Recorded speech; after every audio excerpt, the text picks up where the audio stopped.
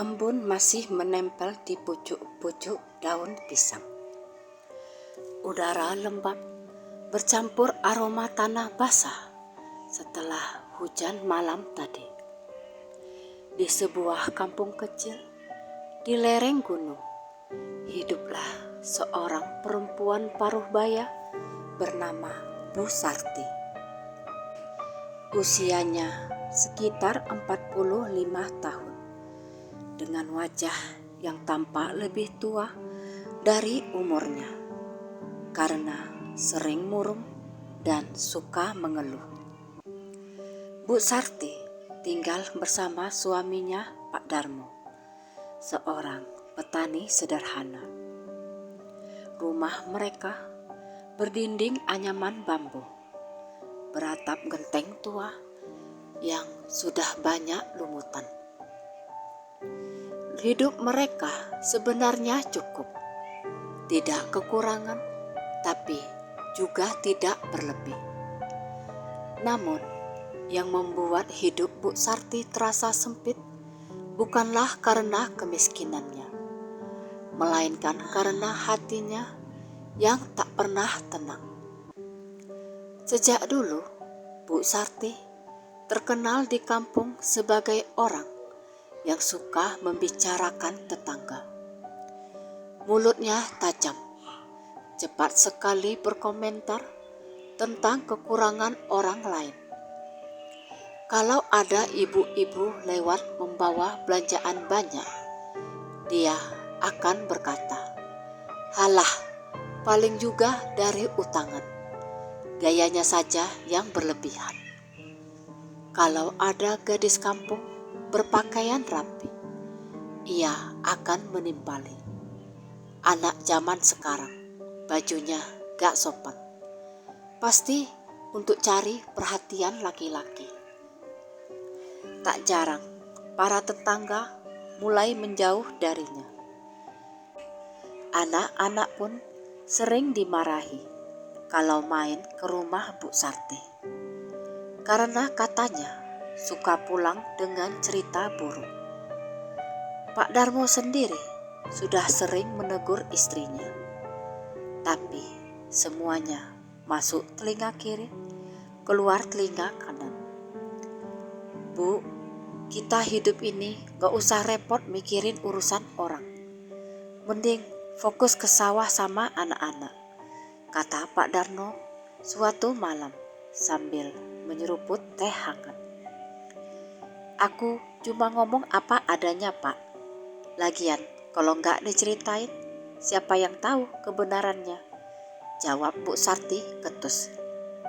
Sejak itu, rumah mereka perlahan makin sepi dari kunjungan tetangga. Bahkan setiap kali ada acara hajatan, Bu Sarti datang bukan untuk membantu, tapi hanya untuk mengamati dan mencari bahan omongan baru. Namun suatu hari, tanpa ia sadari, kebiasaannya mulai mendatangkan hal aneh. Sesuatu yang tak pernah ia pikirkan sebelumnya. Malam itu, angin berhembus agak kencang. Suara serangga terdengar lebih nyaring dari biasanya.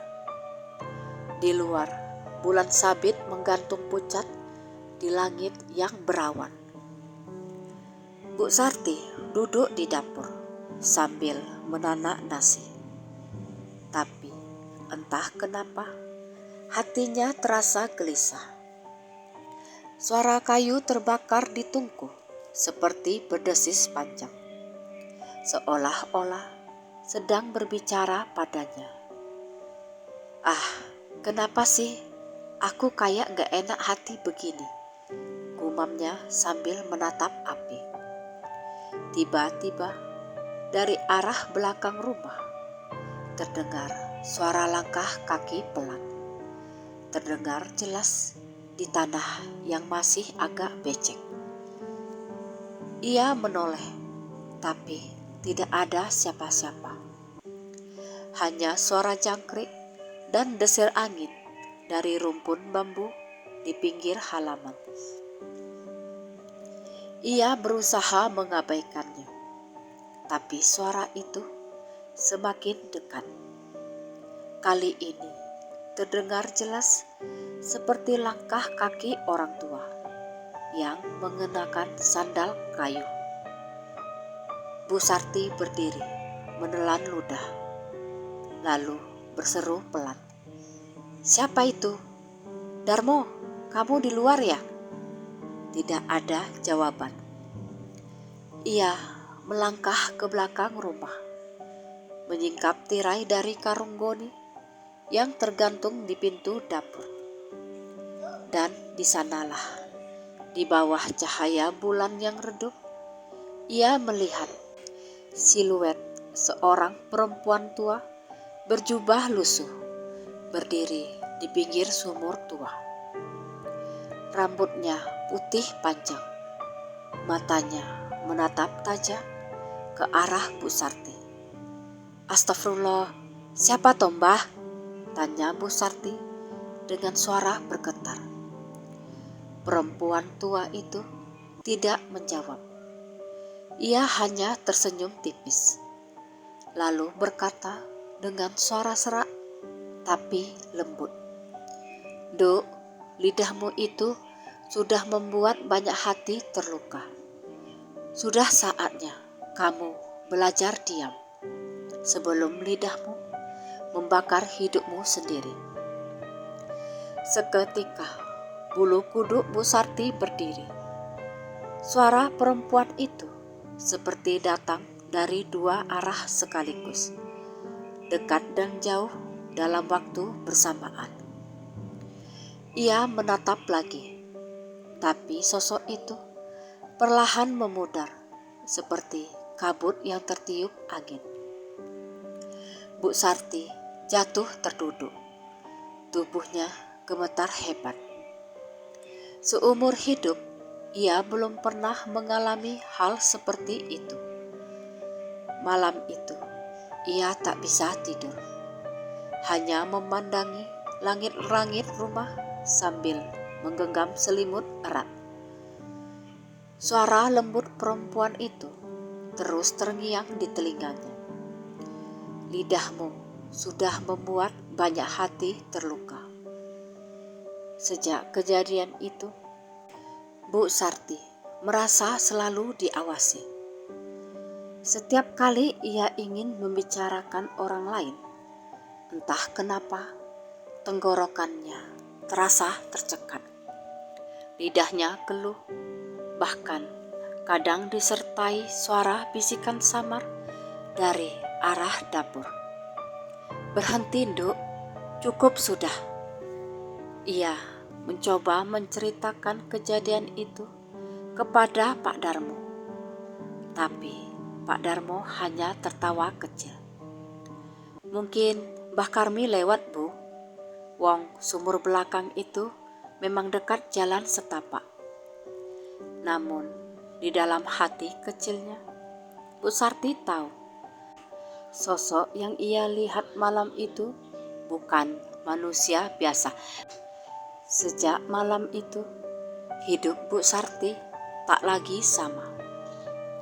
Ia menjadi lebih pendiam, tapi bukan karena kesadaran untuk berubah, melainkan karena rasa takut yang terus menghantui.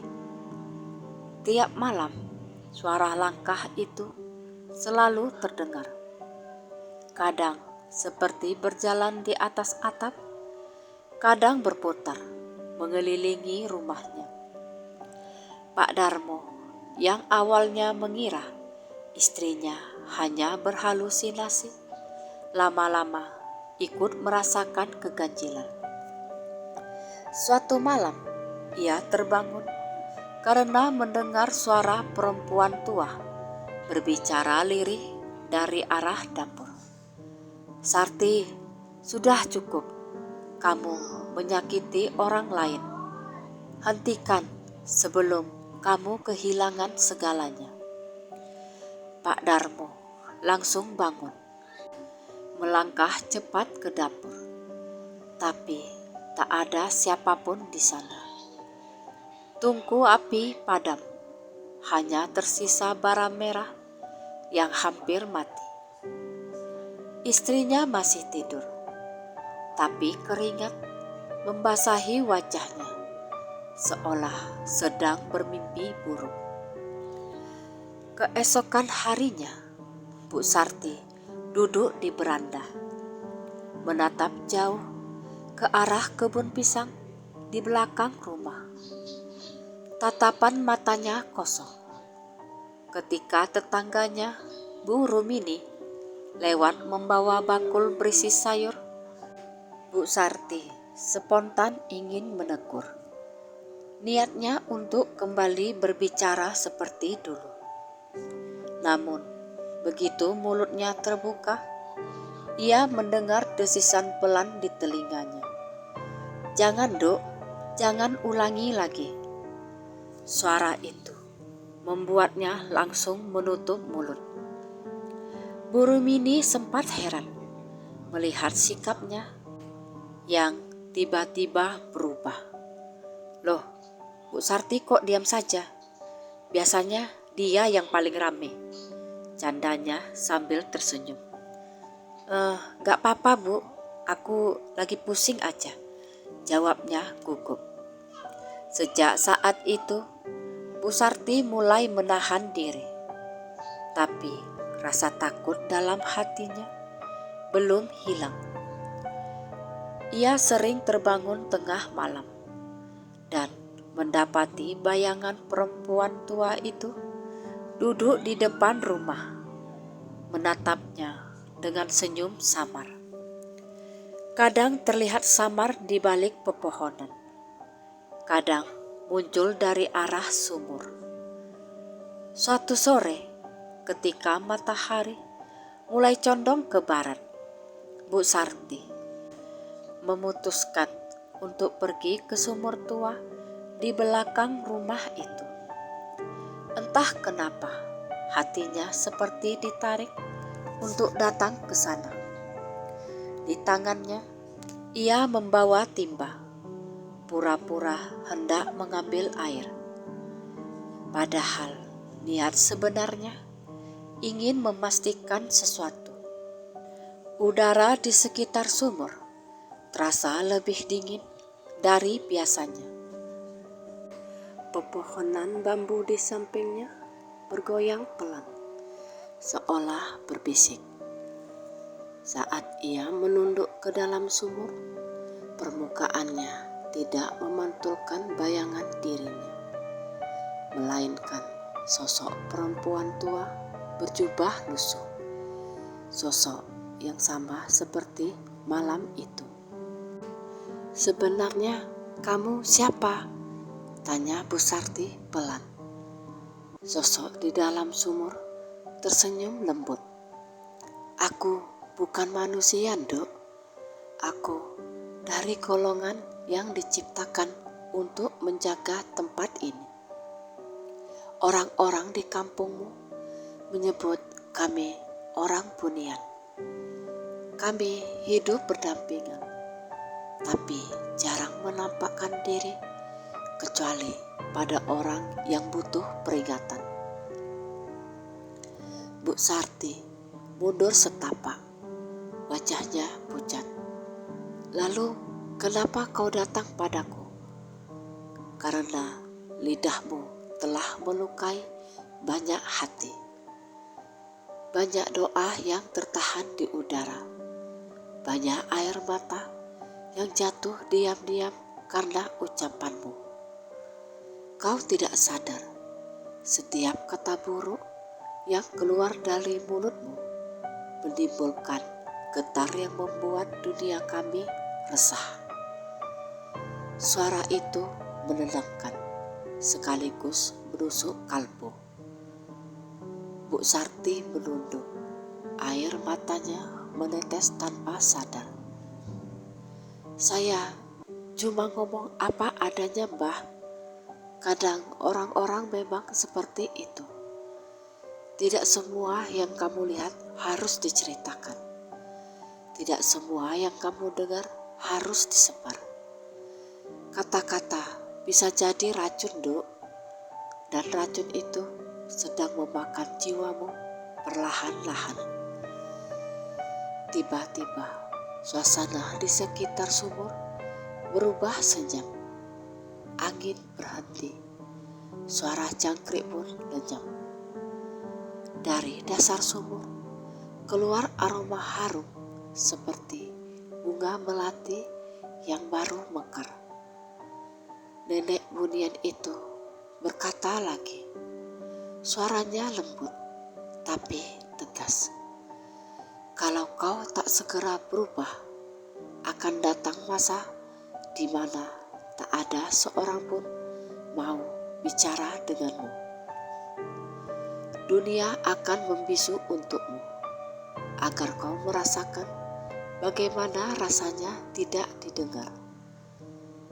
Setelah kata itu diucapkan, bayangan nenek itu lenyap. Permukaan air sumur kembali seperti semula. Bu Sarti terduduk lemas di tanah, menangis tanpa suara. Sejak hari itu, ucapan nenek bunian itu benar-benar terjadi. Setiap kali ia mencoba bicara, suaranya hilang. Bukan serak, tapi benar-benar tidak keluar suara sama sekali. Awalnya ia mengira sakit tenggorokan, tapi setelah berhari-hari tak kunjung sembuh. Ia mulai sadar bahwa itu adalah peringatan dari alam gaib. Pak Darmo membawa istrinya ke dukun kampung bernama Mbah Lurah, seorang sesepuh yang dikenal bijak dan tidak main-main dalam hal gaib. Setelah memeriksa, Mbah Lurah hanya menghela nafas. Bu Sarti, kamu ini lagi diuji. Yang mengujimu bukan makhluk jahat, tapi makhluk yang diutus untuk mengingatkanmu. Selama hatimu bersih, suaramu tidak akan kembali. Air mata Bu Sarti mengalir deras. Ia ingin menjawab, tapi lidahnya keluh. Ia hanya bisa mengangguk pelan. Mbah Lurah memberi nasihat. Mulai dari sekarang, banyak-banyaklah istighfar. Jangan bicara buruk tentang siapapun. Dan kalau kau ingin suaramu kembali, pergilah ke sumur tua itu malam Jumat nanti. Di sanalah kau akan menemukan kunci perubahanmu. Malam Jumat pun tiba. Udara terasa berat dan sunyi. Langit tertutup awan pekat. Hanya sedikit cahaya rembulan yang menerobos celahnya. Bu Sarti berjalan pelan menuju sumur tua di belakang rumah. Tangannya membawa kendi berisi air wudhu. Hatinya bergetar di antara takut dan penyesalan. Ia berdiri di depan sumur itu, menatap dalam. Airnya tampak berkilau samar, seperti ada cahaya dari bawah. Dengan suara lirih, meski hampir tak terdengar, ia berusaha berdoa dalam hati, memohon ampun pada Tuhan atas semua dosa lisannya. Dan di saat itulah sosok nenek bunian itu muncul kembali. Namun kali ini wajahnya tampak lebih teduh dan tidak sesuram sebelumnya. Kau datang juga, Nduk, ucapnya lembut. Bu Sarti menunduk hormat, meneteskan air mata. Saya menyesal, Mbah. Saya ingin berubah. Saya ingin berhenti menyakiti orang lewat kata-kata. Bagus, tapi tobat bukan sekedar niat. Harus dibuktikan dengan perbuatan. Nenek itu lalu mengulurkan tangannya ke arah Bu Sarti. Dalam genggamannya ada setetes air bercahaya. Minumlah ini. Ini bukan air dari dunia manusia, tapi dari sumber yang akan menenangkan hatimu. Setelah itu, jangan sekali-kali lagi membicarakan aib orang. Kalau kau mengingkari janjimu, suaramu akan hilang untuk selamanya. Bu Sarti mengangguk, lalu meminum air itu perlahan. Rasanya dingin, tapi menenangkan. Detik berikutnya, tubuhnya terasa ringan. Dari tenggorokannya terdengar helaan nafas panjang dan suaranya kembali. Ia terisak, sujud di tanah dan bersyukur sambil menangis haru. Nenek bunian itu menatapnya dengan senyum lembut, lalu berkata pelan sebelum lenyap bersama angin malam. Mulailah dengan memaafkan dirimu sendiri, lalu minta maaflah pada mereka yang pernah kau lukai. Hanya dengan itu hatimu akan benar-benar damai. Pagi itu, sinar matahari menyelinap lembut melalui selah dedaunan. Burung-burung berkicau di pohon jambu belakang rumah. Dan udara terasa lebih segar dari biasanya. Untuk pertama kalinya setelah sekian lama, hati Bu Sarti terasa lapang. Setelah kejadian malam Jumat itu, ia bangun dengan tubuh yang ringan. Ia duduk di beranda sambil memandangi langit biru. Alhamdulillah, terima kasih ya Allah, bisiknya pelan.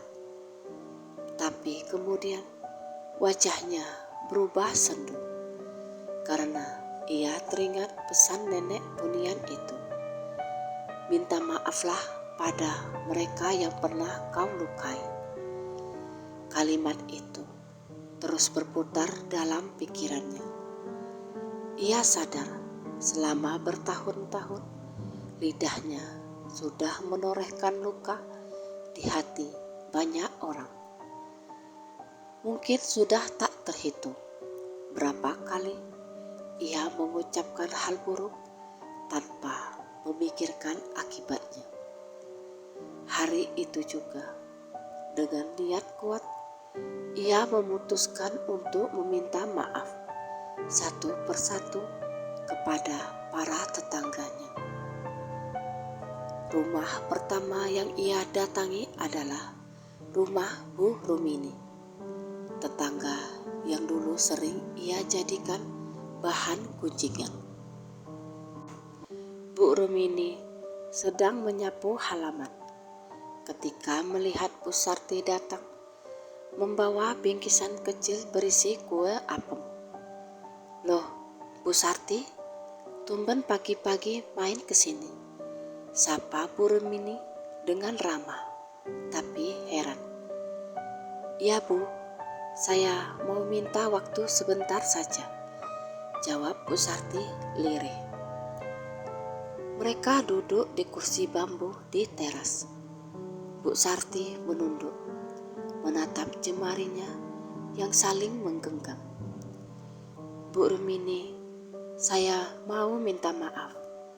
Saya sadar selama ini saya sering ngomong yang gak pantas tentang ibu. Saya sering salah paham, iri, bahkan menyebar cerita yang gak benar. Saya sungguh menyesal. Bu Rumini terdiam sejenak. Tatapannya lembut, namun jelas terlihat terkejut. Setelah beberapa detik hening, ia tersenyum kecil.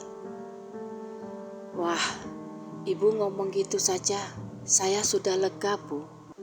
Saya juga hanya manusia biasa. Kadang sakit hati, tapi ya sudahlah, saya ikhlaskan saja. Yang penting sekarang ibu sadar." Air mata Bu Sarti menetes.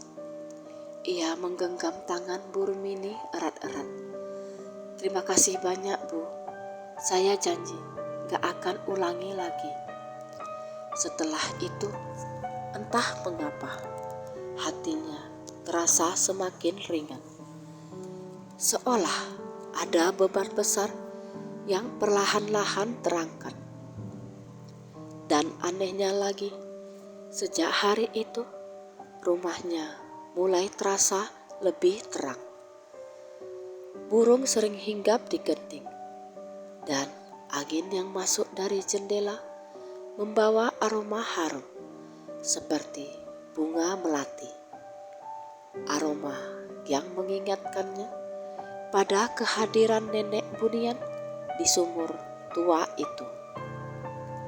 Hari-hari berikutnya, Bu Sarti terus melanjutkan perjalanannya meminta maaf. Ia mendatangi Bu Mina, perempuan yang dulu ia tuduh mencuri ayam tetangga. Padahal tidak. Ia juga datang ke rumah Pak Karyo yang pernah ia fitnah menerima bantuan desa secara curang. Semua ia datangi satu persatu dengan hati tulus dan air mata penyesalan. Banyak yang awalnya kaget, bahkan ada yang sempat tak mau menerima. Tapi begitu melihat ketulusan Bu Sarti, mereka luluh juga. "Saya ini cuma manusia biasa, Pak. Sering hilaf," katanya berkali-kali. "Ya Bu Sarti, kita semua juga pernah salah. Yang penting sekarang ibu sudah berubah," jawab Pak Karyo sambil menepuk pundaknya. Kabar tentang perubahan sikap Bu Sarti menyebar cepat ke seluruh kampung. Orang-orang yang dulu menjauhinya mulai mendekat lagi. Bahkan anak-anak kecil yang dulu takut lewat depan rumahnya kini berani bermain di halaman, tertawa-tawa sambil memetik bunga di pagar bambu. Pak Darmo yang melihat perubahan istrinya pun tak kuasa menahan haru. "Alhamdulillah, Bu, aku senang kamu sudah berubah. Rumah kita terasa lebih adem," ujarnya sambil tersenyum. Bu Sarti lalu menceritakan semuanya tentang sosok nenek Bunian yang ada di sumur, tentang suara yang menegurnya, dan bagaimana ia kehilangan suaranya. Pak Darmo mendengarkan dengan wajah serius, lalu mengangguk pelan. "Aku percaya, Bu, kadang Gusti Allah mengirim peringatan lewat cara yang tak kita sangka. Yang penting kamu harus istiqomah." Suatu sore menjelang maghrib, ketika Bu Sarti selesai menyapu halaman, ia mendengar suara lembut dari arah sumur tua. Suara itu begitu akrab di telinganya. "Duk, perjalananmu baru saja dimulai. Jangan berhenti berbuat baik hanya karena orang sudah memaafkanmu." Bu Sarti mendekat, menatap sumur itu. Permukaan airnya tampak tenang, tapi samar-samar ia melihat bayangan nenek Bunian tersenyum. "Bah, terima kasih. Saya sudah diampuni banyak orang. Saya berjanji gak akan menggibah lagi, katanya lirih.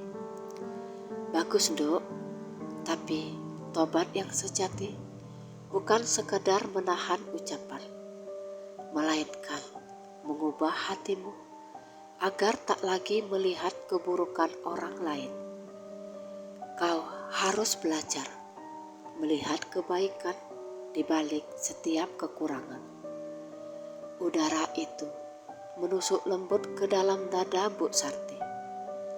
Ia mengangguk pelan. Ya, Mbah, saya akan berusaha. Nenek itu lalu berkata, mulai besok jangan lagi pandang siapa yang lebih baik atau yang lebih buruk. Pandanglah semua orang dengan kasih. Karena setiap makhluk punya jalan yang berbeda menuju Tuhannya. Dan jika suatu hari hatimu goyah, datanglah ke tempat ini. Berdoalah di bawah sinar rembulan. Aku akan mendengarkan. Setelah itu, angin lembut berhembus dan aroma melati kembali menyelimuti sekitarnya. Bayangan nenek bunian itu perlahan memudar. Hari demi hari berlalu dan perubahan besar terjadi dalam hidup Bu Sarti. Ia kini lebih banyak bersikir, membantu tetangga tanpa pamrih, dan tak pernah lagi mengomentari urusan orang lain. Anak-anak muda kampung sering datang ke rumahnya untuk belajar membuat kue, sementara ibu-ibu mulai kembali mengajaknya arisan. Warga, bahkan kepala desa, ikut memuji atas perubahan sikapnya tersebut. Musim kemarau datang. Udara siang terasa kering. Daun-daun jati mulai berguguran. Namun, di rumah kecil milik Bu Sarti dan Pak Darmo, suasananya terasa adem dan damai. Tak ada lagi cekcok, tak ada lagi omelan, dan tak ada lagi kata-kata tajam yang keluar dari bibir perempuan itu. Kini, setiap pagi, Bu Sarti selalu menyapu halaman sambil bersenandung lembut. Ia menjemur pakaian sambil sesekali menatap sawah yang menghijau di kejauhan. Suaranya pelan, tapi penuh syukur. Ya Allah, terima kasih. Hidupku kini lebih tenang. Anak-anak kecil sering datang bermain di halaman, tertawa riang. Kadang mereka membantu memunguti daun-daun kering, lalu diberi potongan kue apem oleh Bu Sarti. Di sela tawa anak-anak itu, hatinya selalu bergetar. Karena dulu rumahnya sepi dan dijauhi semua orang, kini halaman kecilnya menjadi tempat yang penuh kehidupan. Pak Darmo memandang istrinya dari kejauhan dengan senyum bangga. Bu, aku senang kamu sudah berubah. Rasanya rumah terasa adem. Aku cuma berusaha melakukan yang benar, Pak. Ternyata menahan lidah lebih berat dari menahan lapar, jawabnya sambil tertawa kecil. Sore itu, langit mulai berubah warna menjadi jingga keemasan. Angin bertiup pelan, membawa aroma padi yang siap panen. Di tengah ketenangan itu, hati Bu Sarti tiba-tiba tergerak untuk menjenguk sumur tua di belakang rumah, tempat di mana semua perubahan hidupnya dimulai. Ia berjalan perlahan, membawa segayung air bunga dan sebatang dupa kecil. Bukan untuk memuja, tapi sebagai tanda hormat pada makhluk yang pernah menegurnya dengan penuh kasih. Sesampainya di sana, ia berdiri di tepi sumur dan menatap permukaannya yang tenang. Suara serangga senja terdengar bersahutan. "Mbah, saya datang lagi. Saya ingin berterima kasih, Mbah. Karena Mbah, hidup saya berubah," katanya lirih sambil meneteskan air bunga ke permukaan sumur. Untuk beberapa saat tak ada apapun, hanya suara desir angin dan riuh jangkrik. Namun tak lama kemudian permukaan air bergetar lembut dan muncullah bayangan samar sosok nenek Bunian. Wajahnya teduh, senyumnya menenangkan. "Dok Sarti," suaranya lembut seperti hembusan angin. "Aku tahu kau menepati janjimu. Hatimu kini bersih dan dunia di sekitarmu ikut damai karenanya. Saya berusaha, Mbah. Kadang masih ada godaan untuk ngomong hal yang gak perlu. Tapi saya ingat ucapan Mbah dulu. Itulah manusia, Dok. Selama masih bernafas, pasti ada godaannya. Tapi setiap kali hatimu mulai goyah, ingatlah bahwa kata adalah doa. Bila lidahmu menebar kebaikan, hidupmu akan penuh berkah." Bu Sarti terisak. Air matanya jatuh menetes ke tanah. "Saya ingin terus jadi orang baik, Mbah. Saya gak mau kembali seperti dulu." "Kau sudah berada di jalan yang benar, Sarti. Tugas kami hanyalah mengingatkan, bukan untuk menakut-nakuti. Dunia kami dan duniamu berbeda, tapi Tuhan kita sama.